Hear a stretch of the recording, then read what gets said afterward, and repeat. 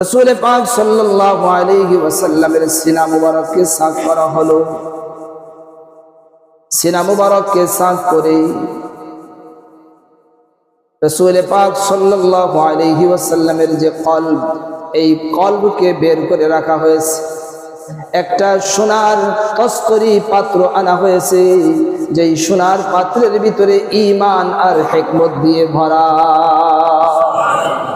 ঈমানে পরিপূর্ণ, হিকমতে পরিপূর্ণ। বুঝি এটা আবার পাত্রের ভিতরে রাখে কি করে?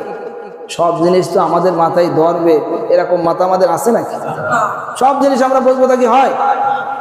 সব জিনিস আমরা বুঝতে পারবো না, আমাদের বুঝের বাইরে অনেক কিছু রয়ে গেছে। ঈমানের হিকমতে পরিপূর্ণ পাত্র নিয়ে আসা হলো।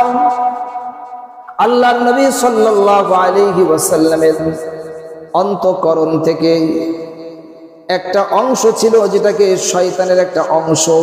শয়তান যার কারণে মানুষকে দেখবেন মন্দ কাজের দিকে ডাকে, মন্দর দিকে নিয়ে যায়, খারাপ কাজের দিকে ডাকে। এই সব জিনিসকে বের করে দেওয়া হলো। বের করে দিয়ে ওই জায়গায় ঈমান আর হিকমত দিয়ে পরিপূর্ণ করে আবার কলবটাকে আবার নির্দিষ্ট জায়গায় রেখে দেওয়া হলো।